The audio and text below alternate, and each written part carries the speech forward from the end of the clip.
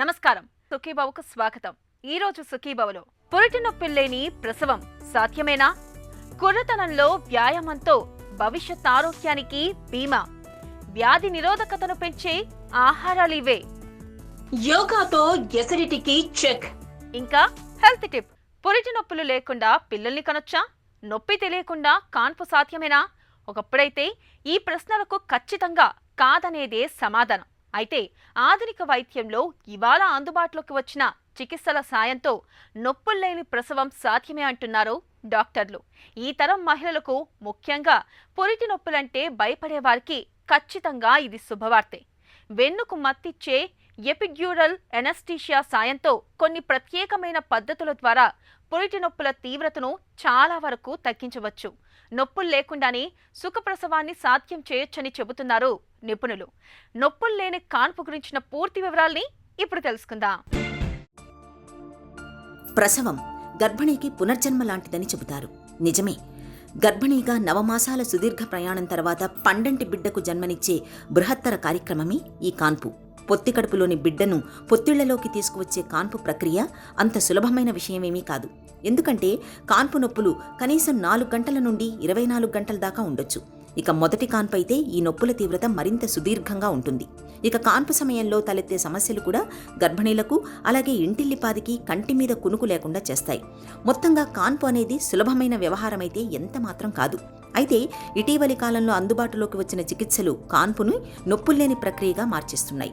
ముఖ్యంగా epidural anaesthesia అనే వెన్ను ద్వారా మత్తుమందు ఇచ్చి కాన్పు నొప్పులను తగ్గించే విషయంలో డాక్టర్లు అపూర్వమైన విజయం సాధించారనే చెప్పాలి.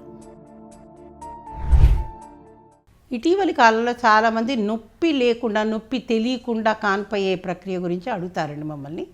దీనికి ఎపిడ్యూరల్ అనల్జీసియా అని ఒక విధమైనటువంటి మత్తు ఇచ్చే ప్రక్రియ ఉంది. దీంట్లో ఏం చేస్తారంటే వీపులోనే ఇంజెక్షన్ ఇస్తారు. ఈ వీపులో ఇంజెక్షన్ ఇచ్చేటప్పుడు లోపల దాకా వెళ్ళరు, వెన్నుపూస బయటి పొరలోనే ఇస్తారు దీన్ని. అక్కడ ఒక చిన్న గొట్టం లాంటిది వేస్తారండి, ఎపిడ్యూరల్ క్యాథెటర్ అంటారు. దాంట్లోకి మందు ఇంజెక్ట్ చేస్తారు. నొప్పి ఎక్కువ అవుతుందంటే మళ్ళీ కొంచెం టాపప్ అంటాము, ఇలా ఇచ్చుకుంటూ పోతారనమాట. ఎపిడ్యూరల్ అనస్థీషియా కాన్పు సమయంలో గర్భిణీలకు నొప్పుల్ని లేకుండా చేసే పరుసవేది. వెన్నులో మత్తుమందు ఇవ్వడం ద్వారా గర్భిణీల్లో శరీరంలో కింది సగభాగానికి ఏమాత్రం నొప్పి ఫీలింగ్ లేకుండా చేసే విధానమిది. దీనిని లోకల్ అనస్థీషియాగా కూడా చెప్పవచ్చు. నిజానికి కాన్పు సమయంలో అనస్థీషియా వాడకంపై గతంలో పెద్ద దుమారమే రేగింది.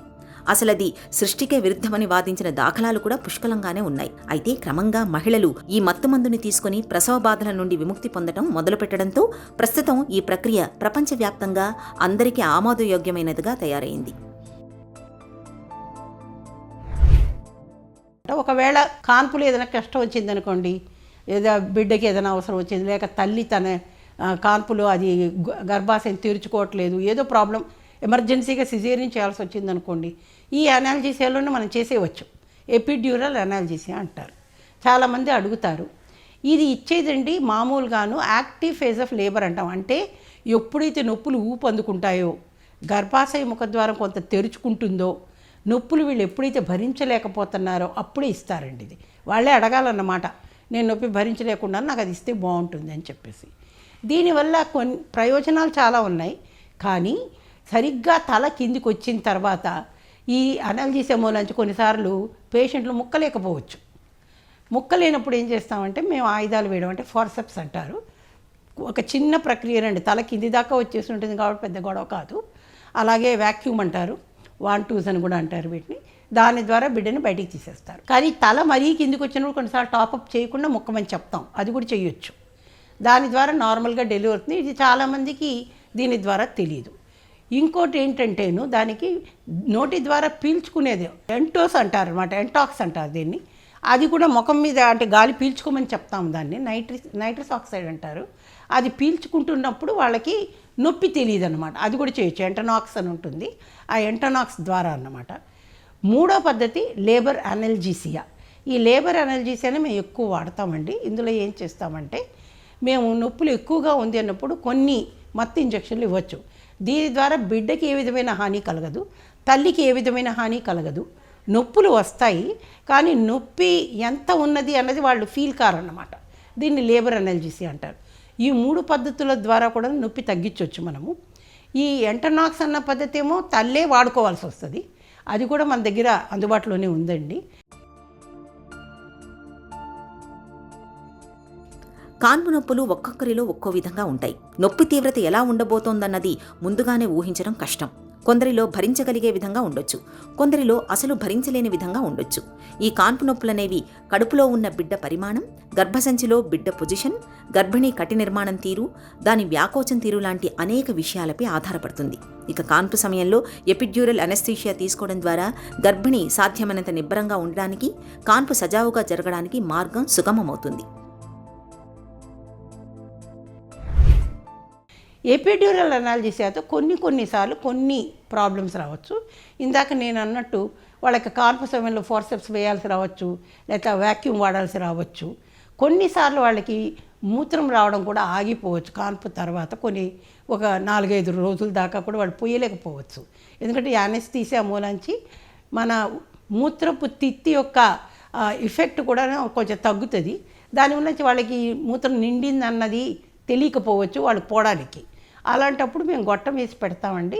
ఒక 48 గంటలు గొట్టం వేసి పెట్టిన తర్వాత మళ్ళీ తీసేస్తే వాళ్ళకి మామూలుగాను మూత్రం వచ్చేది అలవాటైపోతుంది. చాలా అరుదుగా ఈ ఎపిడ్యూరల్ ఇచ్చినప్పుడు కొన్నిసార్లు స్పైనల్ అంటే లోపల దాకా వెళ్ళిపోవచ్చు, వెన్నుపూస లోపలికి. అలాంటప్పుడు మాత్రం కొన్నిసార్లు హై స్పైనల్ అని రావచ్చు. చాలా అరుదుగా జరుగుతుంది. ఈ ప్రక్రియ అన్నది అనెస్థెటిస్ట్ పక్కనే ఉండాలి, మత్తుమందు డాక్టరు పక్కనే ఉండాలి. మంచి అన్ని సదుపాయాలు ఉన్న హాస్పిటల్లోనే ఇది జరగాలి. ఎందుకంటే ఏదైనా ఎమర్జెన్సీ వస్తే వెంటనే చూసుకోగలగాలి. కాబట్టి క్రిటికల్ కేర్ ఉన్నటువంటివి, ఐసీయూ ఉన్నటువంటి హాస్పిటల్స్లో మాత్రమే ఈ ఎపిడ్యూరల్ అనాల్జీసియా అనేది మనం వాడాలండి. నిజానికి కాన్పు టైం దాకా కూడా నొప్పుల తీవ్రత ఎంత ఉంటుందన్నది చెప్పడం కష్టసాధ్యమేనని డాక్టర్లు అంటారు. ఎపిడ్యూరల్ అనెస్థీషియా కాకుండా కాన్పు నొప్పుల్ని తగ్గించుకోవడానికి రిలాక్సేషన్ పద్ధతులు, అరోమా థెరపీ, హిప్నోథెరపీ, శ్వాస చికిత్స, జల చికిత్స, ఆక్యుపంచర్, నాడీ స్పందన, స్పర్శ, మర్దన, అలాగే కాన్పు సమయంలో తల్లిని వివిధ భంగిమల్లో కదిలించడం లాంటి రకరకాల పద్ధతులు ఉనికిలో ఉన్నాయి. నొప్పుల్లేని కాన్పు అనేది ఒకప్పుడు తీరని కల. కానీ ఎపిడ్యూరల్ అనెస్థీషియా అందుబాటులోకి వచ్చిన తర్వాత ఆ కల సాకారమైంది. చిన్న చిన్న దుష్ప్రభావాలను పక్కన పెడితే ఎపిడ్యూరల్ అనెస్థీషియాతో నొప్పుల్లేని సుఖప్రసవం అన్నది సులభమైన వ్యవహారంగా తయారైంది. హెల్త్ న్యూస్ మీకోసం. వయసులో ఆరోగ్యంగా ఉన్నప్పుడు మనలో చాలా మంది వ్యాయామం గురించి పెద్దగా పట్టించుకోరు. పని ఒత్తిడి ఉందని, బిజీ షెడ్యూల్ కారణంగా సమయం దొరకడం లేదని వ్యాయామానికి దూరంగా ఉంటూ ఉంటారు. మరోవైపు సోషల్ కల్చర్ పేరుతో అప్పుడప్పుడు మద్యపానం, పొగ తాగడానికి అలవాటు పడుతూ ఉంటారు. నిజానికి ఈ 2 రకాల ధోరణులు భవిష్యత్ ఆరోగ్యానికి ఏమంత మంచిది కాదని హెచ్చరిస్తున్నారు అమెరికాలోని శాన్ ఫ్రాన్సిస్కో యూనివర్సిటీ ఆఫ్ కాలిఫోర్నియాకు చెందిన శాస్త్రవేత్తల అధ్యయనం. ఇక 18 నుంచి 25 ఏళ్ల వయసులో వ్యాయామానికి దూరంగా ఉంటూ దురలవాట్లకి బానిసయ్యే వారికి తరచుగా ఇన్ఫెక్షన్లు సోకుతూ ఉంటాయని వారి అధ్యయనంలో తేలింది. తరచూ ఇన్ఫెక్షన్లు సోకుతూ ఉండడం వల్ల శరీరంలో ఇన్ఫ్లమేషన్ అంటే వాపు స్వభావం పెరుగుతుంది. కుర్రతనంలో ఇలా ఇన్ఫ్లమేషన్ ఎక్కువగా ఉన్న వాళ్లలో నడి వయసుకి వచ్చేటప్పటికల్లా మెదడు పనితీరు బాగా క్షీణిస్తున్నట్లు పరిశోధకులు పేర్కొంటున్నారు. అంటే 60 ఏళ్ల తర్వాత వచ్చే అవకాశం ఉన్న డిమెన్షియా లక్షణాలు వీళ్లలో 40 ఏళ్లకే మొదలవుతాయన్నమాట. అధ్యయనంలో భాగంగా 18 నుంచి 30 ఏళ్ల మధ్య వయసు ఉన్న సుమారు 2500 మందిని ఎంపిక చేసుకుని 18 ఏళ్ల పాటు వాళ్ళని పరిశోధించాక ఈ విషయం తెలుసుకున్నామని పరిశోధకులు చెబుతున్నారు. వ్యాయామానికి దూరమై దురలవాట్లకు దగ్గరైన వాళ్లలో శరీరంలోని ఇన్ఫ్లమేషన్ ని సూచించే సి రియాక్టివ్ ప్రోటీన్ అంటే సిఆర్పి ఎక్కువగా ఉండడాన్ని పరిశోధకులు గమనించారు. రకరకాల పరీక్షలతో వాళ్ల మెదడు పనితీరును పరిశీలించినప్పుడు క్రమశిక్షణతో కూడిన జీవనశైలి ఉన్నవాళ్ల కంటే వీళ్లు చాలా తక్కువ మార్కులే సాధించారు. డిమెన్షియా వంటి సమస్యలు వయసుతో పాటు వచ్చే అనారోగ్యాల వల్లే కాదు, దానికి బీజం కుర్రతనంలో పడుతుందనడానికి ఇదే సాక్ష్యమని అంటున్నారు శాస్త్రవేత్తలు. వ్యాధి నిరోధకతే మన బలగం. జబ్బుల తాకిడి నుంచి మనల్ని కాపాడేది ఇదే. మనలోని రోగనిరోధక శక్తి మన శరీరానికి రక్షణ కవచంలా పనిచేస్తుంది. మనకి తెలియకుండానే హానికరమైన వైరస్లు, బ్యాక్టీరియాలు, ప్రతికూల వాతావరణ పరిస్థితుల నుంచి శరీరాన్ని కాపాడుతూ ఉంటుంది. అయితే మనలో కొంతమందికి ఈ వ్యాధి నిరోధకత శక్తి అనేది బాగా తక్కువగా ఉంటుంది. ఫలితంగా చాలా త్వరగా జబ్బులకు, వైరస్లకు చిక్కుకుంటారు. తరచూ జలుబు చేయడం, జీర్ణ వ్యవస్థ గాడి తప్పడం, అలసట, ఒత్తిడి ఇవన్నీ మనలో వ్యాధి నిరోధకత సన్నగిల్లిందని తెలియజేసే లక్షణాలే. మరి వ్యాధి నిరోధకతను చక్కగా ఉంచుకునేందుకు ఏం చేయాలి? ఇందుకు చక్కటి ఆహారపు అలవాట్లను పాటించడం ఒక చక్కటి పరిష్కారం. వ్యాధి నిరోధకతను పెంపొందించే ఆహార నియమాల గురించి ఇప్పుడు తెలుసుకుందాం. మెయిన్ ఇమ్యూనిటీ పెరగాలి అంటే ఒక healthy life style, healthy eating habits అనేవి ప్రతి ఒక్కరూ అలవాటు చేసుకోవాలి.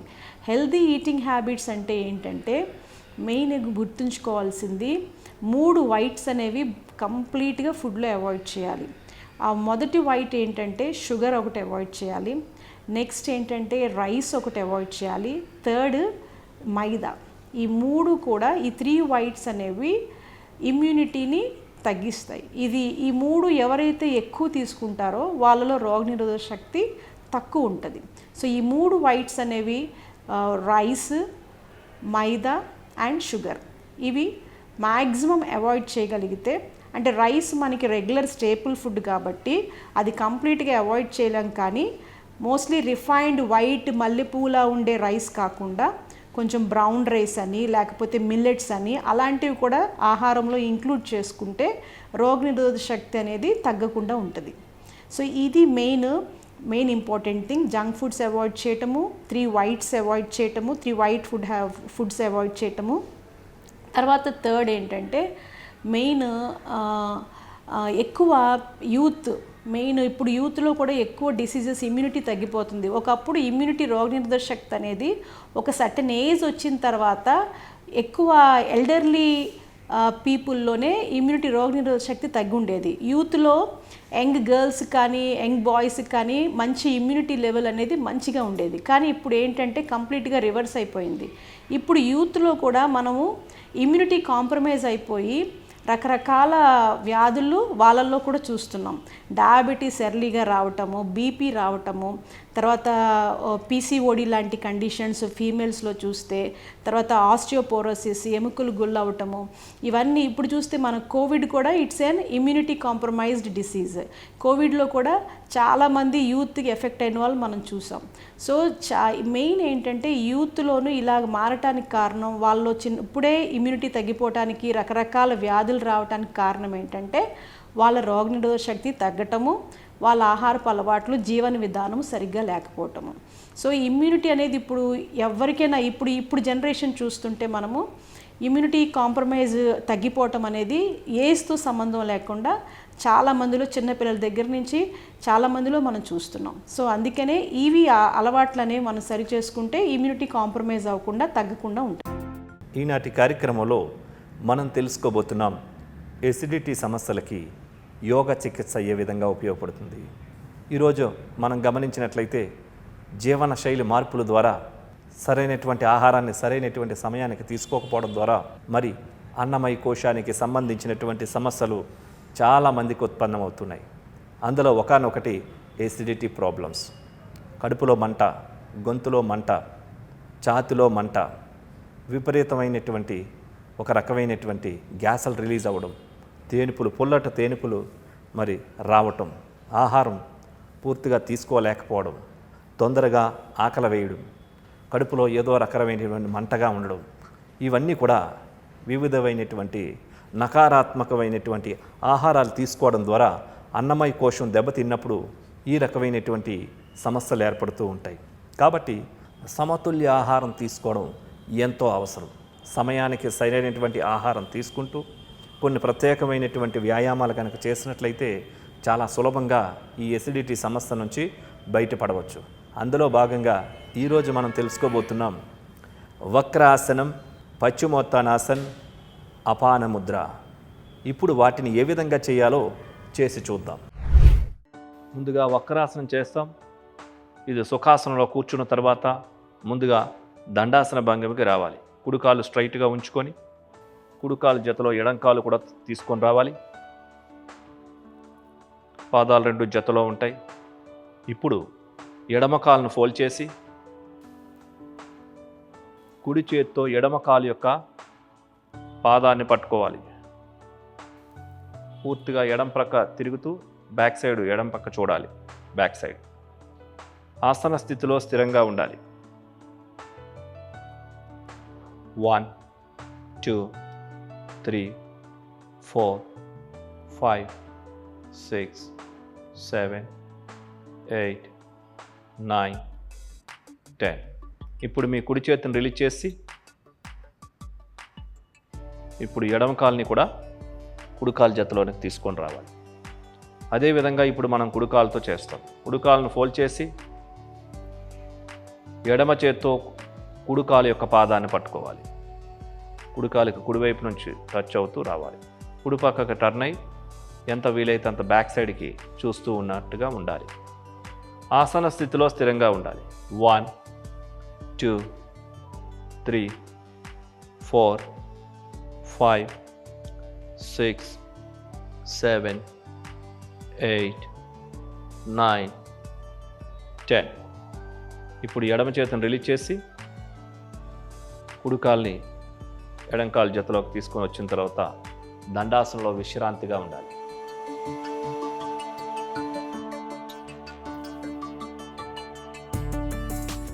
ఇప్పుడు పశ్చిమోత్తానాసనం చేస్తాం. పశ్చిమోత్తానాసనం అర్ధ పశ్చిమోత్తానాసనం ఒక కాలుతో చేసేటటువంటిది. ఎడమ కాలును ఫోల్డ్ చేయండి, సమంగా తెచ్చుకోండి పొజిషన్లోకి. ఇప్పుడు శ్వాసన తీసుకుంటూ రెండు చేతులు పైకి లేపండి. పూర్తిగా శ్వాసను తీసుకున్న తర్వాత ఇప్పుడు శ్వాసను విడిచిపెడుతూ ముందుకు వంగి రెండు చేతులతో కుడికాలు యొక్క పాదాన్ని పట్టుకోవాలి. ఎంత వీలైతే అంత ముందుకి తలను ముందుకు వంచి ఉంచుకోవాలి. ఆసన స్థితిలో స్థిరంగా ఉండాలి. 1 2 3 4 5 6 7 8 9 10. ఇప్పుడు నిదానంగా కాళ్ళను రిలీజ్ చేసి చేతులను రెండు పైకి లేపి శ్వాసను తీసుకుంటూ చేతులను రిలీజ్ చేయాలి, దించాలి. ఇప్పుడు కుడి కాళ్ళను ఫోల్డ్ చేయాలి.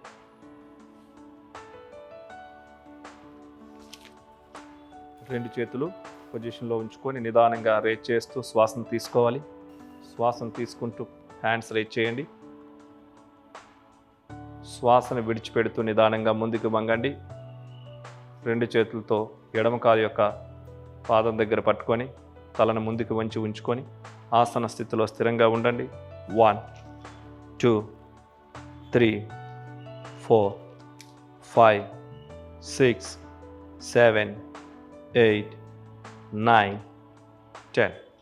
ఇప్పుడు నిదానంగా చేతులను రిలీజ్ చేసి పైకి లేవండి. చేతులు దించండి. ఇప్పుడు కుడికాలుని కూడా ఎడంకాలు జతలోకి తీసుకొని వచ్చి దండాసనంలో విశ్రాంతి స్థితిలో ఉండాలి. రెండు చేతులు వెనకాతలు సపోర్ట్ తీసుకొని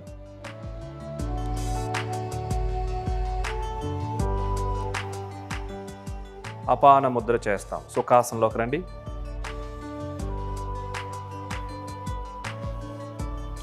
ఈ అపాన ముద్రని పద్మాసనంలో కానీ వజ్రాసనంలో కానీ వీలు లేకుంటే సుఖాసనంలో కూడా చేయవచ్చు. రెండు అరచేతులు మోకాళ్ళపైన ఆకాశం వైపు చూస్తున్న విధంగా అరచేతులు ఉంచుకొని రెండు మధ్య వేలుని బొటన వేలు యొక్క చివరికి తాకించాలి. ఉంగరపు వేలు మధ్య వేలుని, చిటికిన వేలు ఉంగరం చూపుడు వేలు స్ట్రైట్గా ఉంటాయి. ఈ స్థితిలో కళ్ళు మూసుకొని షోల్డర్స్ రిలాక్స్గా ఉండాలి, ఎల్బోస్ రిలాక్స్గా ఉండాలి, మైండ్ రిలాక్స్గా ఉంచుకొని పూరక, కుంభక, రేచక, శూన్యక నియమాలు నిష్పత్తులను పాటిస్తూ బ్రీతింగ్, ప్రాణిక్ బ్రీతింగ్ చేయాలి. నిదానంగా మరియు పూర్తిగా శ్వాసను తీసుకొని పూర్తిగా విడిచిపెట్టాలి.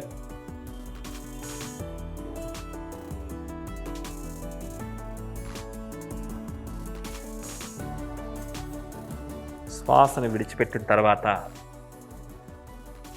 కళ్ళు తెరవాలి. ముద్రను రిలీజ్ చేయండి.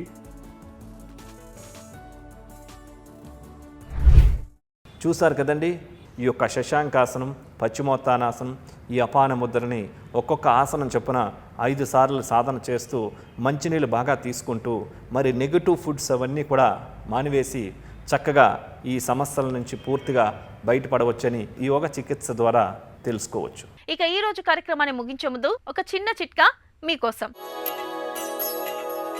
మలబద్ధకంతో బాధపడుతున్నప్పుడు రాత్రి నిద్రపోయే ముందు త్రిఫల చూర్ణాన్ని ఒక గ్లాసు గోరువెచ్చటి నీళ్లతో కలిపి తాగడాన్ని అలవాటు చేసుకోండి.